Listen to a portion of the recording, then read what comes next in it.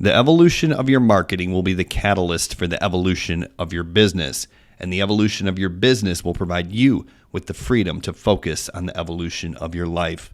This is Evolved Marketing with Andre and Brian. Welcome back to another episode of Evolved Marketing Podcast. Me and my co-host Brian Brewer have the honor to have an amazing guest today. She's been able to accomplish things that beginners dream of. She's on top of the leaderboards for Legendary Marketer, and we are super excited to share her story and her strategies. Now, keep in mind that she hasn't been doing this for that long, and that's what makes it so much more powerful.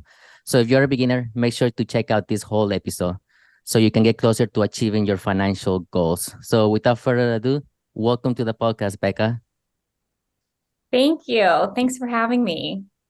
Yeah, it's great to have you. And I think we need to just kind of expand on that introduction there, because you haven't been doing this that long. I think that's kind of an understatement. I mean, you are not only new to the affiliate marketing game, you're new to the whole idea of really even making money online. I think, is that correct? And if so, can you kind of take us into how it's been, how long you've been doing it, and how you discovered this amazing opportunity that has been treating you very well?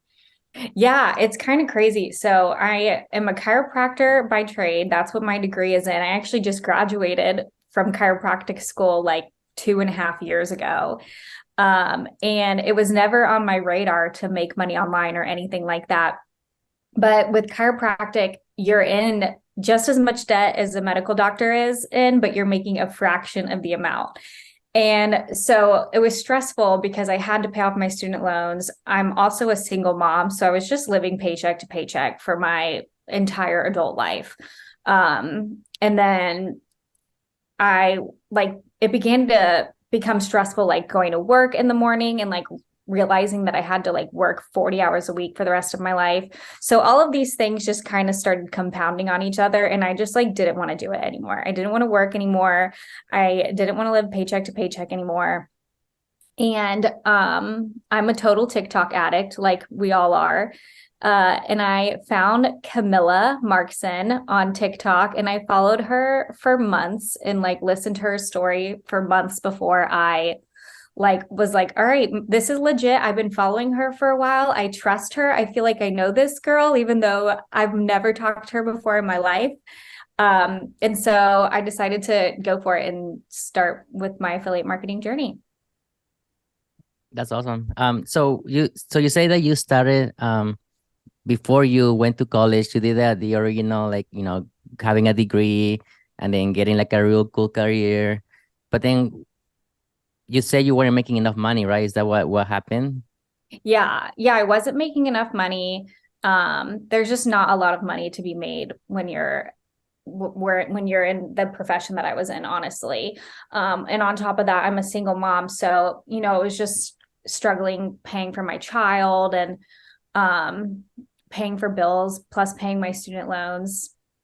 It was just all a struggle.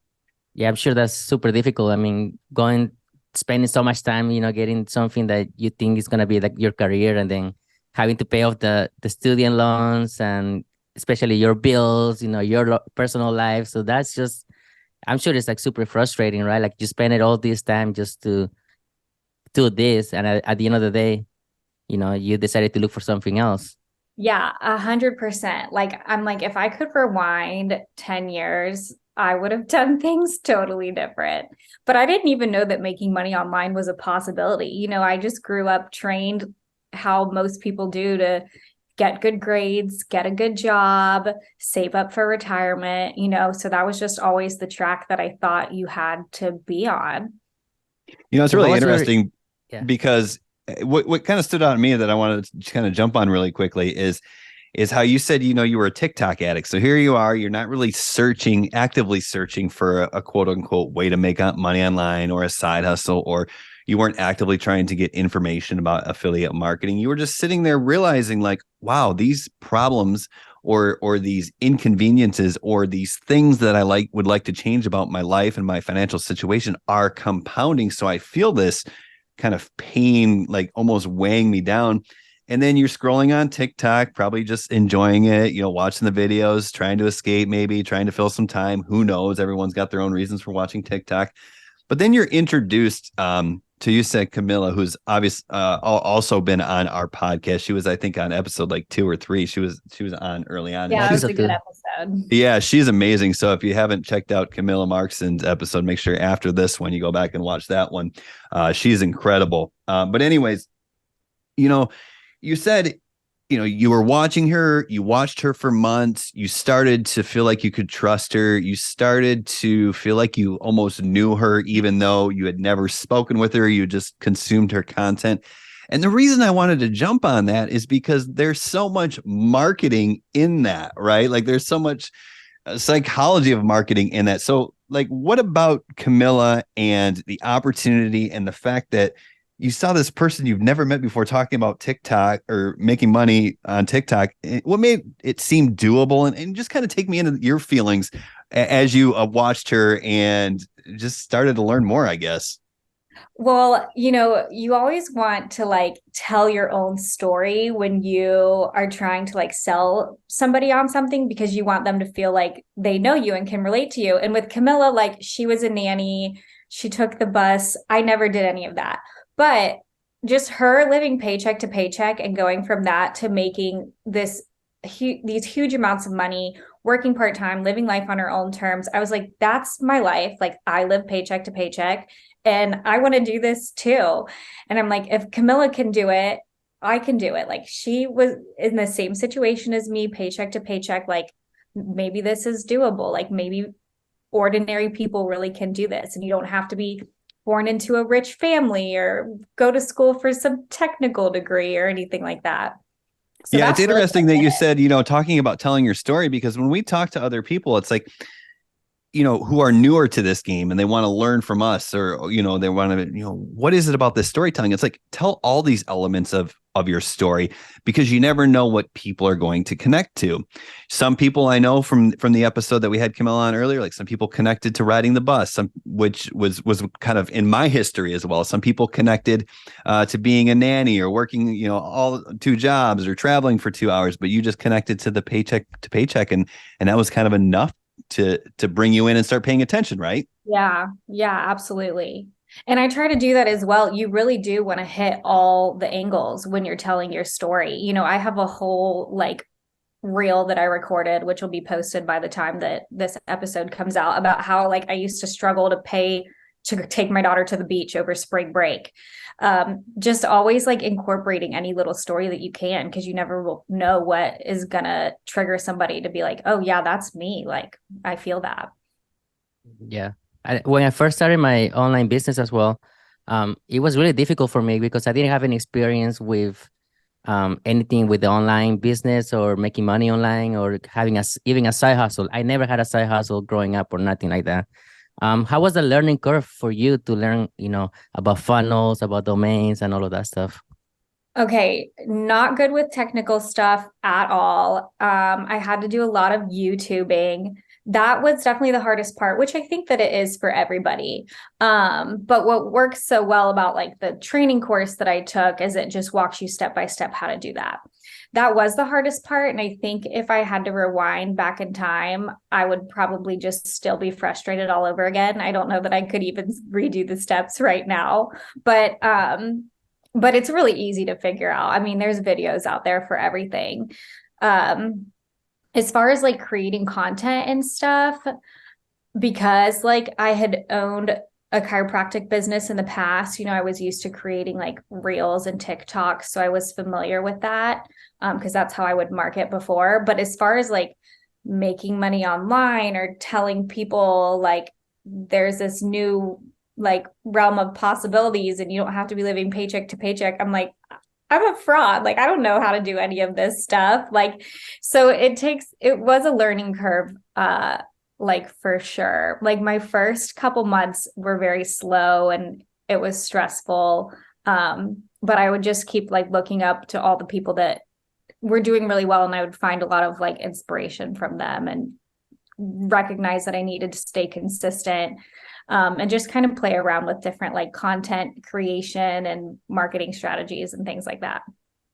Yeah, it's really interesting that you said that you were you struggled through the tech and getting the funnel set up, and you did a lot of YouTube, and that was in addition to the courses that you've purchased, which I think goes untalked about sometimes. It's like the courses will teach you what you don't know, but then sometimes you need to supplement with YouTube as well. But the point I'm getting at is you said, I don't know if I could do it again right now that you're in this situation where you've gone over, like, I don't want to say specific numbers, but I know you're at least platinum with Legendary Marketers. So anyone who doesn't know, you reach platinum status with Legendary Marketer after you make $100,000 in commissions.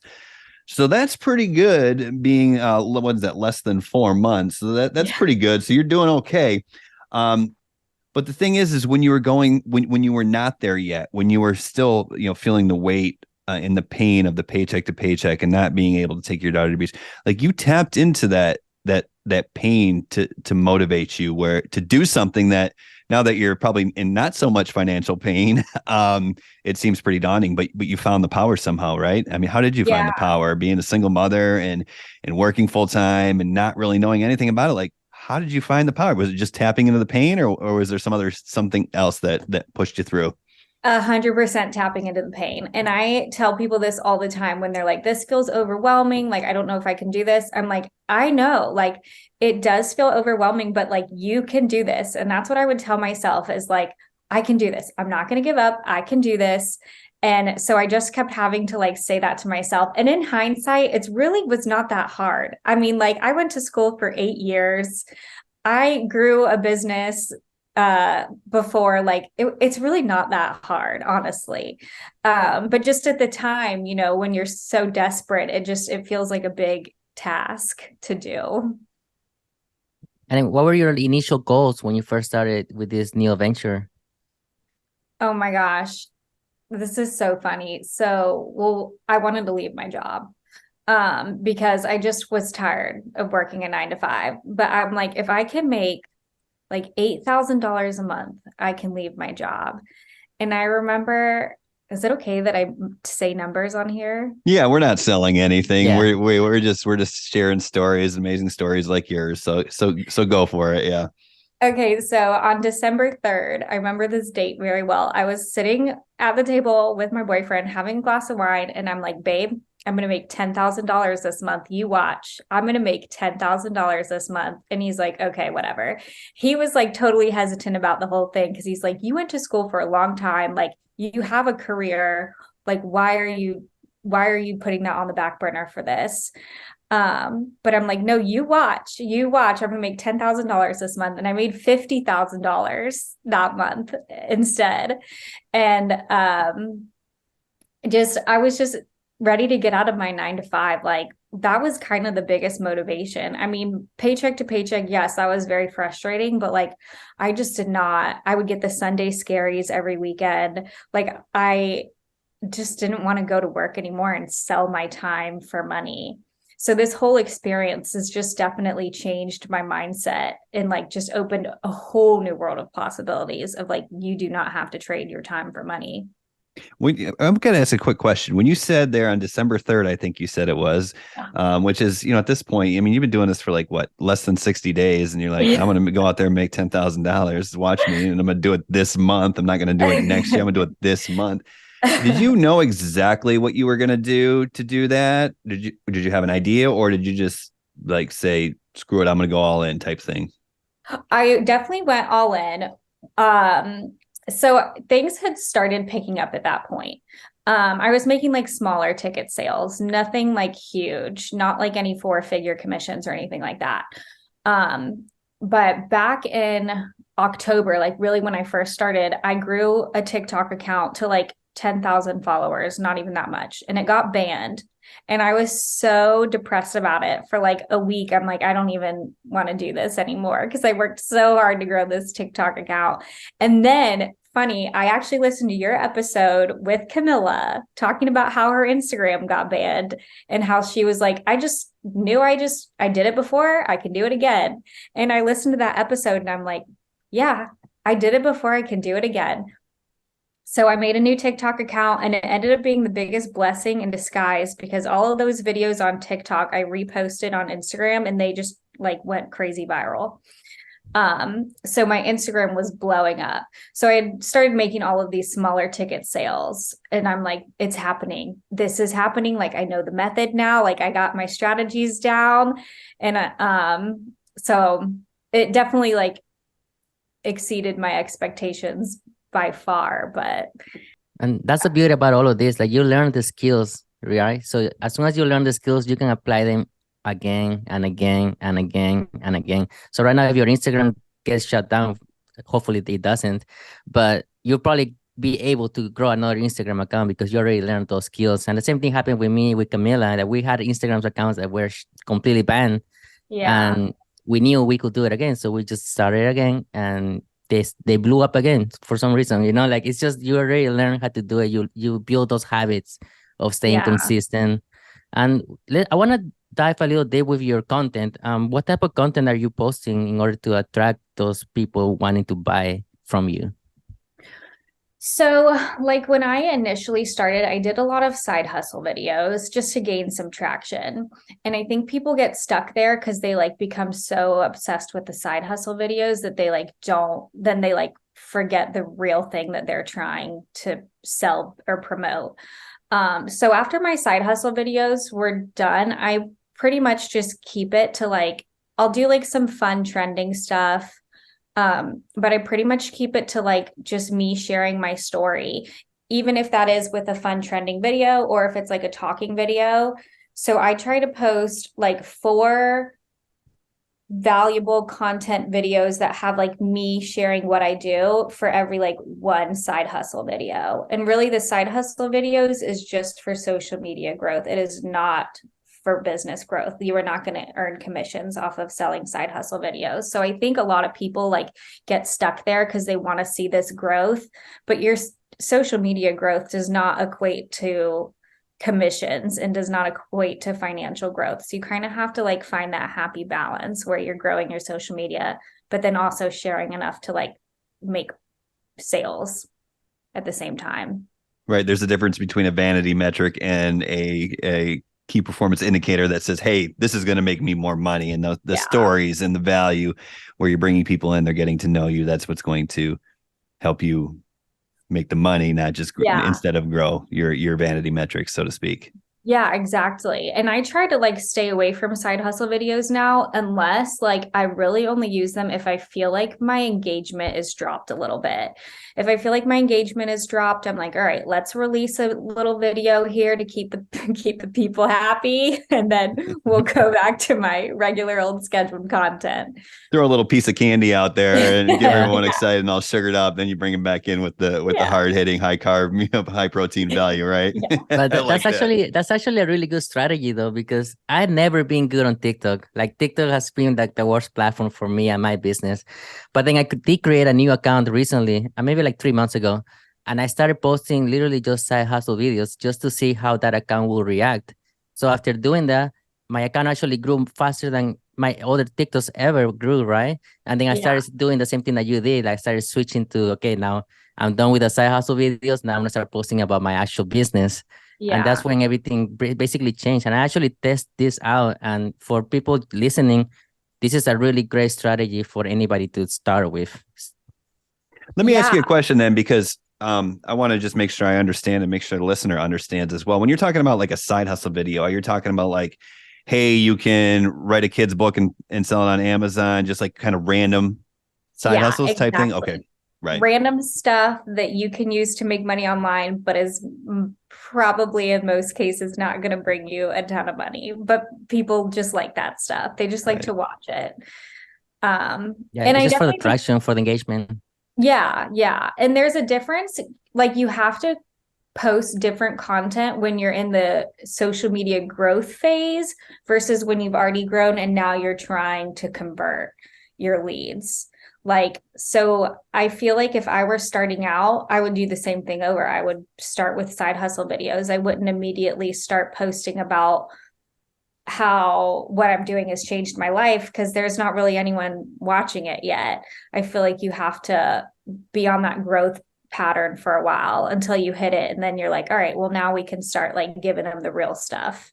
Yeah, that makes a lot of sense because in the beginning, the algorithm doesn't know what type of content they should show your videos to, or who should see your videos type of thing. So doing those side hustle videos draws in so many people, and then the algorithm already knows where to show those videos to the people, basically. So that's super smart that you started that way. Yeah. And a lot of people, they'll follow you because they're like, oh, this person talks about how to make money online. And then you'll talk about affiliate marketing and they're like, oh, I don't care about that. Oh, now they're talking about another way to make money online. Let me watch this. But then like after 6 months, they're like, okay, this person's really doing well. And they only do affiliate marketing. Like I originally followed her for her side hustles, but like, let me check out what she's really offering here, you know? You attract them once again with the candy, and then you kind of warm them up to the idea of like, okay, now here's what really works. And if you want to go all in, and if you want a real business, then here, let's go this way. So you said conversion. Let's talk about conversion a little bit, because you don't just say, I'm going to make $10,000 this month, go all in, create a couple videos, and then all of a sudden you're making $50,000 in a month. So I don't know. I'll kind of leave this up to you. What makes the most sense? But for me, I'm thinking it could be one of a couple of different things, or probably more likely a combination of all of these. But once again, I'll leave it up to you to kind of guide how you want to educate the listener on your conversion process. It could be simply the stories that you tell and the results that you share on social media. It could be your traffic flow, where you bring them after you capture their attention, whether that's an email list or a Facebook group.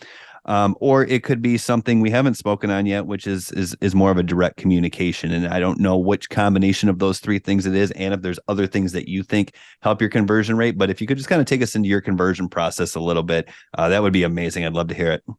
Yeah, absolutely. So for starters, I feel like people put too much emphasis on TikTok. And I think TikTok is great for getting like those initial like small ticket sales.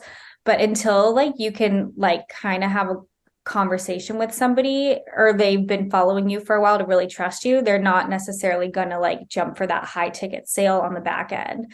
So my biggest traffic has been from Instagram, because you share on your stories a lot. It gets people to know like your lifestyle, like what you're doing during your day, and then they can DM you. So I always, on my posts, I say, DM me if you have any questions. And I have like some copy and paste stuff that I will do if it's just a generic question. But a lot of times, if it's like a more specific question, I will like voice message them so that they can hear my voice, know that I'm real, know that I'm talking to them and giving them this personalized advice. And whenever somebody asks if they should purchase the higher ticket sale, I will respond with a voice message explaining like how it helped me. And I feel like that helps a lot, like for them to feel like that you're paying attention to them personally, and you're not just this stranger on the screen that they don't know. So Instagram for me has been the biggest converter. And I feel like I see a lot of people who have a lot of front end sales, but maybe not the highest conversion rate on the back end when it comes to the high ticket sales. Whereas I feel like I don't necessarily have a ton of front end sales, but I have a really high conversion rate for the back end sales. And I really think that comes with like having some form of communication with your audience. That's interesting. And this is why, maybe will be the hill that I die on, as they say. But I think Andre and I were touching on this last episode, and I know I've touched on other episodes. Like when you can identify patterns of success, that's when you're onto something, and you can start to filter out what really needs to be done and what really probably doesn't need to be done, or what's not driving results. Because everything you just said, you talked about Instagram and how your stories help and bring people further into your brand. I know Camilla talked about that a lot on her episode. Then you talked about where when someone reaches out and DMs you, you actually just send a quick voice message to them so they can hear your voice. And that's something that Em Walcott, who was on episode 6, that's something that she talked about, and it makes that connection. Now it's like, okay, here's 3 ladies who are out there freaking crushing it, and they're all kind of doing some of the same things. That's why you take the time to listen to podcasts like this. That's why you take the time to really funnel hack and dive into people who are being successful, because when you notice these patterns, you're like, well, crap, that's what moves the needle, huh? Yeah, that's funny. I actually got my talking in my voice message idea from M, but really like all the stuff that I do, like I learned from other people. I didn't just like make up one day, like I'm going to do this and let's see if it works. Like, you know, you want to take what's working and like, you don't need to reinvent the wheel. So I just take what other people have done that's worked, create my own little routine out of it. And, you know, it works very well. So I just take bits and pieces from each person and make it my own. It's funny. I'll turn it back over to Andre because I know he's got some questions, but it's funny because I was looking through your emails that you send and, you know, because I opted into your list and I can tell that it's bits and pieces. And I thought that was really interesting because I can see emails like, maybe I wrote that one a while ago. And I say, okay, this one definitely comes from Legendary Marketer. And I was like, oh, I've seen another marketer send this one. And that's so smart because most people are taking a 30 email sequence and just copying, pasting it and just letting it go. But you're picking like what works. I mean, it's got to be the case, right? You're kind of cherry picking what you think really works. Yeah, it's brilliant. It was before this episode, I was like, all right, let me search her and look at every single email. And I keep an eye on everybody's emails, but I looked at all of yours at once. It was so funny. I could tell just by like the title, like, yep, that one came from that person. That one came from that person. That one came from them.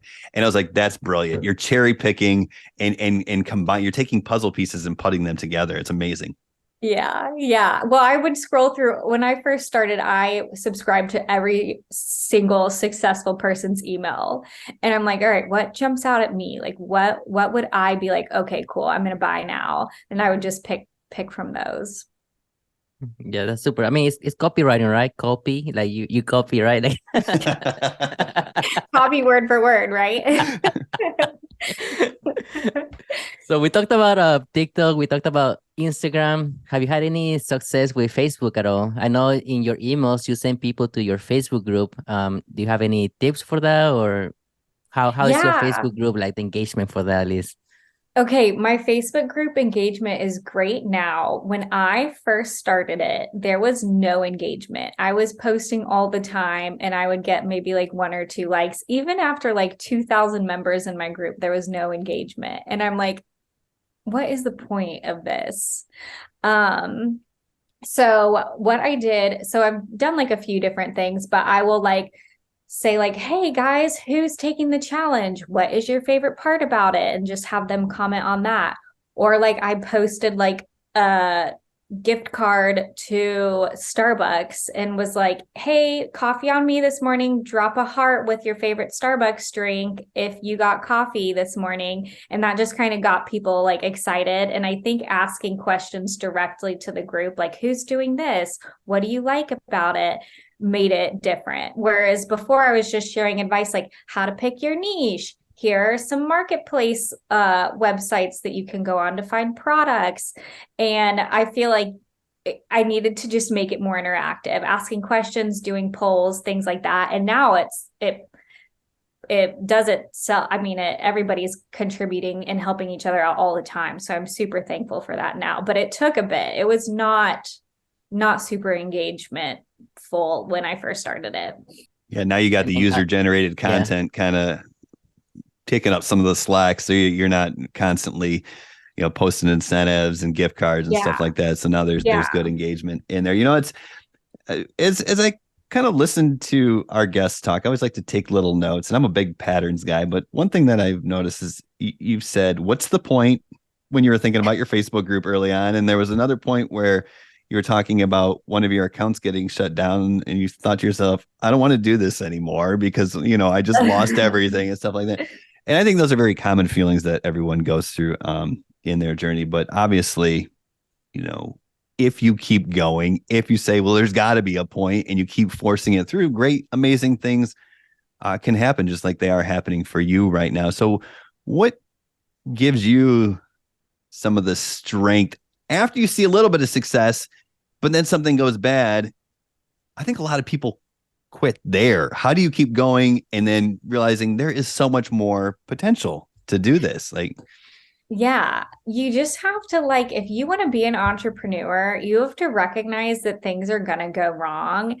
And if you want to take this, if you just want to like, and Dave has said this, but if you just want to work for somebody else and stay like at a fixed income and just do what they tell you to do all day and have no stress, then like fine, then maybe that's the life for you. But if you want to have the freedom and like the income potential of being an entrepreneur, you have to recognize that shit's going to go wrong sometimes, and you need to like have the brain capacity to like figure out what it is and like play around with it so that you can fix it.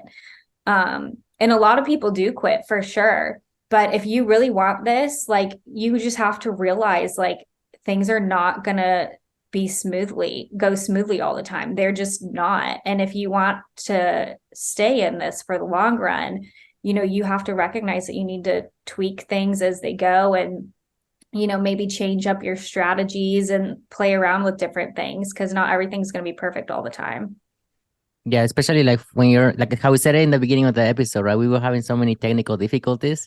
Like bad things are gonna happen. You just have to be able to get through those things in order for you to keep being successful, especially when you already have a successful business as well. I want to talk a little bit about your family. I know you mentioned you're a single mother. And then I have seen her in a couple of your videos too. So it's cute that you guys share that moment, especially because my wife also does her content, because she's also an affiliate marketer. So she also shows my daughter too in the videos. What does she think of you like doing videos, making money out of it? Oh, she thinks it's so cool. She has no concept of a dollar though, but every day she asks me how much I made. And sometimes I tell her, and sometimes I'm like, girl, it's not about that. Like, stop getting so obsessed with the money. But she thinks it's really cool. I got to take her to Great Wolf Lodge. That was her Christmas present. And that's just like a indoor water park that she's been wanting to go to for years. And it's like not cheap to go. And so finally I was like able to afford it. So I got her that for her Christmas present. We just booked our trip to the beach for spring break. And she's like, this is amazing. Like, we've never done stuff like this before. So it's just really changed both of our lives. And, I'm able to get her off the school bus every day, whereas I couldn't before. I was working full time. So she definitely knows that there's a difference, and knows what I'm doing and making money online. Still has no understanding of the value of a dollar though. So she'll go ask for a random like $1,000 laptop on any given day or random stuff like that. But she does like recognize that what I'm doing is like really benefited the both of us. And that's one of the greatest things you can do. And I don't know if you know who Ed Milet is, but he was at Funnel Hacking Live this past year, and he's amazing. And one of the things he says often is that, your kids, your children, they're going to find you out one of these days, and they're going to call you on your bluff. And what he means by that is if you sit here and you punch the clock and you go to a job that you hate and you tell them, you do this so you can provide them with their opportunities, and you sit there and you tell your children you can be whatever you want in life, someday they're going to look at you and say, then why aren't you mom or dad? So what you've done here is you've put your action or your money where your mouth is, so to speak, and you've proven to her already. How old is she? She's almost 9. In these formative years, she has seen you say, you know what, you can do whatever you want. Now she'll take that with her for the rest of her life. As my mom said, you can do whatever you want in life. And she did, and she changed it. And that's, straight from Ed Milet, that's an amazing lesson. So that's got to feel pretty good, huh? Yeah. Well, honestly, I was in school for her whole life. Like, I went to chiropractic school when she was a baby and just graduated a few years ago. So she has seen me do a whole bunch of different stuff throughout the course of her life. But this one's her favorite. This one's my favorite too. And it's just nice for her to recognize, like, for her to be out of the pattern that so many kids are in of like, you need to go get a job and you need to trade your time for money and work 8 hours a day. And for her to realize that, no, you don't have to do that. Yeah. So now are you living day by day basically, or you have goals for the future? Like you want to maybe create something for your own, or what type of, goals you have for later on? I think right now I'm just really enjoying where I'm at. I just want to stay consistent and like maintain this like level of like freedom and income right now. who knows 6 months from now or a year from now, like what will happen, but I'm really just enjoying this. So right now I just want to stay consistent and just kind of keep it up. As new things come out, I'll do more research and learn more. But right now I'm just happy with this. That's the best advice that I could ever give you is just embrace the boring, enjoy where you're at, stay consistent, because I first saw my success in 2016 and I had a lot of the same similarities in my story. Now granted, I'm not a single parent, but we were a single income house. My wife's been a stay-at-home mom ever since our kids were born, and they're 9 and 10 now. But I had that struggles where I was working all the time and 60 hours a week, and finally in 2016 I hit it, and I hit it big. It's kind of the same thing as you. I within the first year I hit my first $50,000 month, and life changed for us dramatically. And then about 6 months after that, I guess I got bored, or I don't know if I got greedy, because I don't think that's what it was, but I just was looking for change, and I successfully blew up a very good affiliate marketing business, and it just kind of crumbled all around me. Like Andre said, I had the skills, so I rebuilt it, and obviously things are better than ever now. But embrace where you're at, enjoy it, and just stay consistent and focus on helping those people that you're helping, and just enjoy what you got going on right now. Yeah. And it does freak me out to think that like your social media account could get shut down any day, or like you never really know like what the future holds. But I do feel like everything happens for a reason. And so like if something goes wrong in your business, it's only because you're learning to make your business even greater. So, don't get it discouraged when something doesn't always go your way, because it's just going to make you come out on top. You talked about the importance of telling your story. Do you, and I kind of been thinking about this, do you just throw it all out there, or do you kind of test your story and see what people resonate with, and then highlight the points that really drive engagement and draw attraction? And do you think about that at all, or? This is funny. Sometimes I don't have a strategy. Sometimes I'm like, I don't even know what I'm doing, but it seems to be working.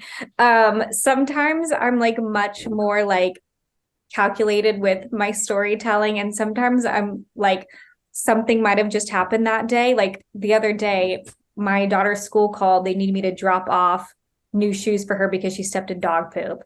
And I'm like, this is a good story. I'm just going to like be like, hey, this is what happened. And if I was working, I wouldn't have been able to drop her shoes off, and like just recorded it like that, posted it, did great.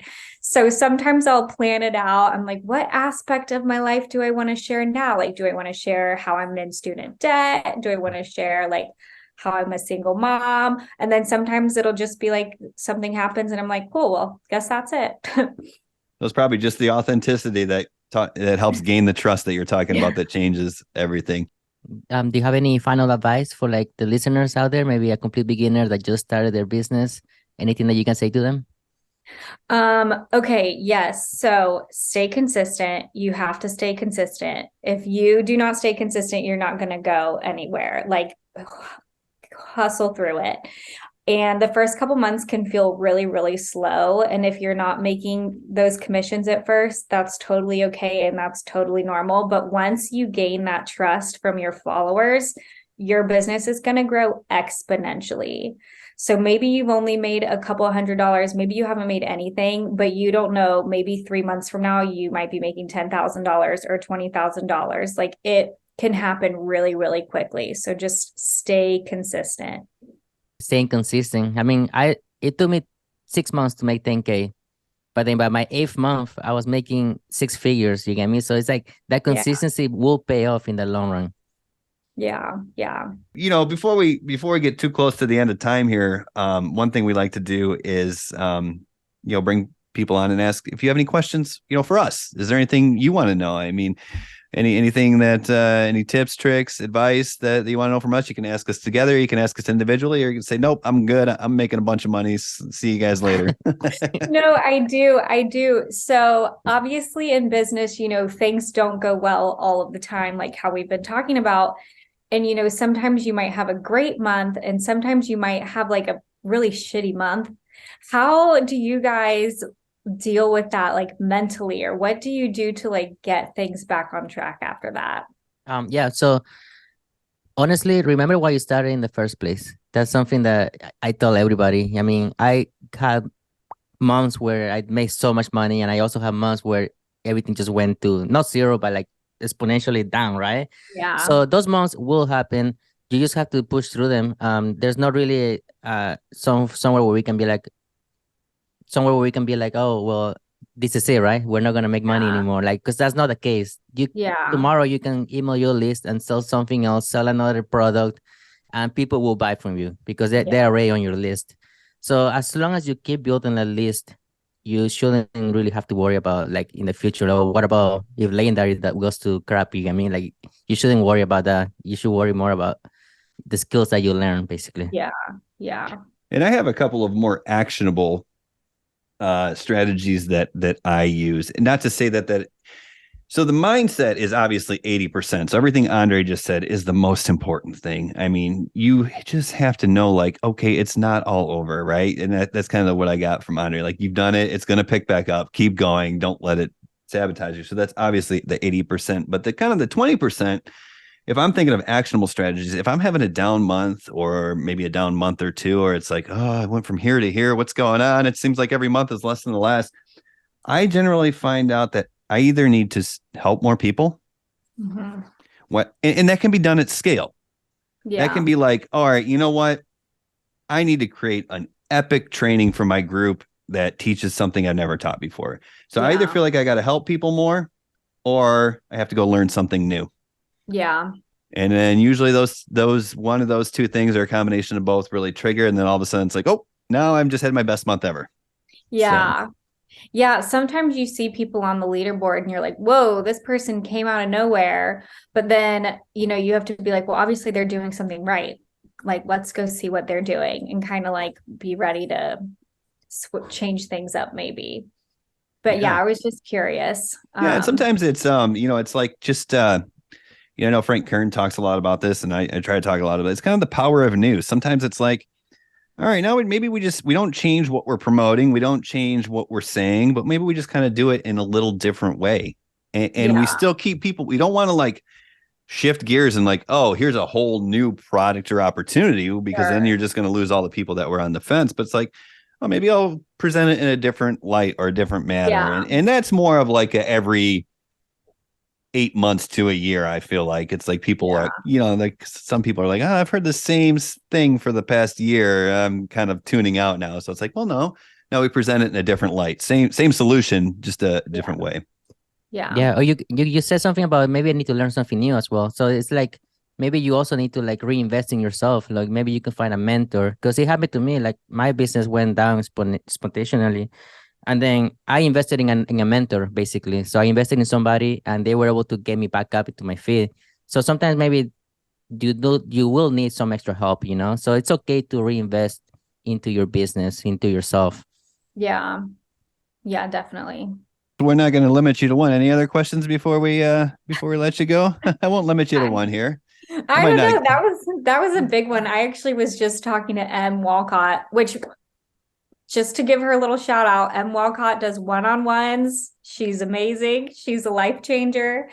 But I was just talking to her because I feel like my front end sales have been a little bit slow the last couple of weeks. And that could just be because the new year is over and, that initial New Year's rush has calmed down. But,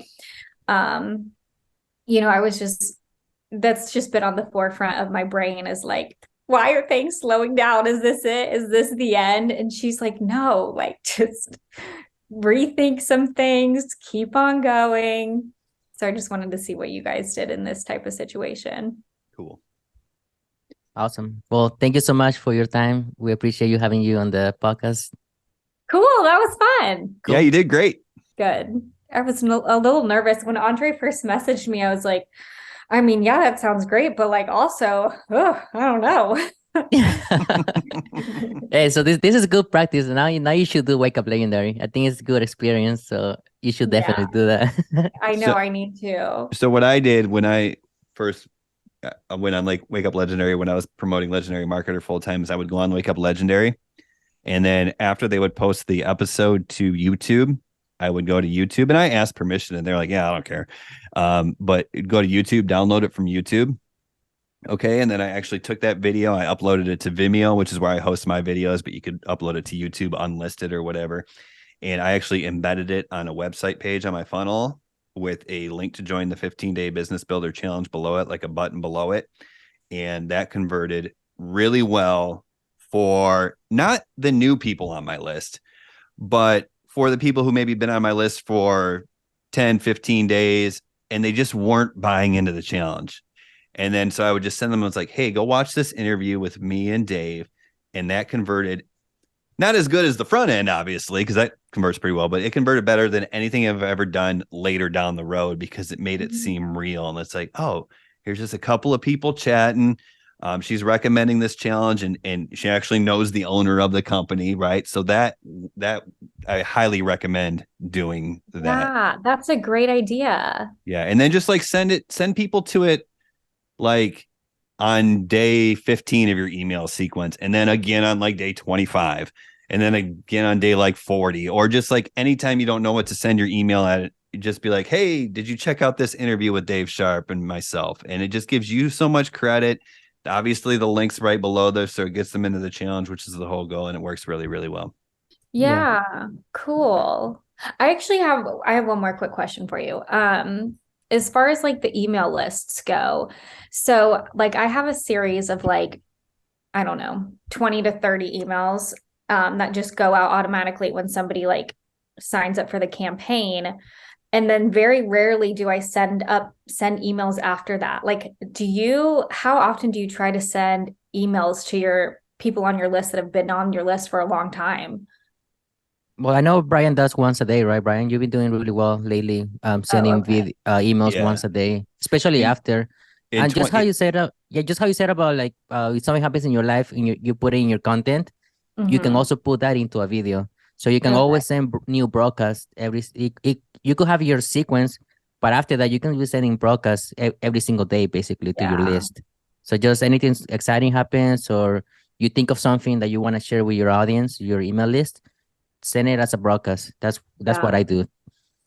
Yeah. So generally what I do is I'll get my automated sequence, and let's say I have a 15-day sequence or you have a 20-day sequence. What I would do at that point is be like, okay, that's good. Now what I would do is, like Andre's saying, I would send broadcast emails where I try to email my list every single day. Now I've re-upped my commitment to emailing my list every day. Now that being said, I didn't yesterday because my sister-in-law had a baby, but that's a whole nother story. But for the most part, I try to send emails to my list every single day now. And if I find one that just really hits and it resonates, and you can tell by a couple of different things. If a bunch of people unsubscribe, it's probably a good email because it made people feel something. Yeah. If a few people respond to you, either positively or negatively, it's probably a good email. If you notice a bump in obviously front end sales, it's probably a good email as well. And if it hits one of those three things, then I add it to my automated sequence. And if it doesn't, I just let it die. And then what that does is that extends your automated sequence with good emails, because sometimes people just get in the habit of building out this like 60-day automated email sequence of crap. Well, that's no good. You want that thing optimized because that's going out to everybody when they're in their hottest, right in the first 15 days. And then if you get an email that works really well and you're like, wow, this could actually go on day 4, because day 4 email hasn't been getting any engagement. You know what I mean? Like say you have an email in your sequence, it's just not getting any engagement. It's like, I can just tell like people never respond, the click-through rate's crap or whatever. And you can also replace those. So you actually bolster up your initial automated sequence. And because those first 12 days are like the most important. So if you can make that as good as possible and as effective as possible, then it's going to help, your income dramatically. So that's what I do. And how does everyone track you down? Because they're going to want to funnel hack you. They're going to want to get on your list. They're going to want to read your emails, and they're going to want to see what you're doing because you're doing some amazing things. So we'll link you up in the description or the show notes or whatever. But how do people get in touch with you and find you the easiest way? So Instagram, and hopefully my Facebook is shadow banned at the moment. Hopefully by the time this episode comes out, it'll be back. But my Facebook and my Instagram are my biggest ones, and that's Make Money with Becca, and the with is just a W. So TikTok, I have a ton of those, and I wouldn't even worry about following me on TikTok. But find you on Instagram, huh? Yeah, find me on Instagram. Cool. Well, thanks again, Becca. We really appreciate it. Yeah, thank you. Thank you. All right, we'll see y'all in the next episode. Thanks for listening. Bye now.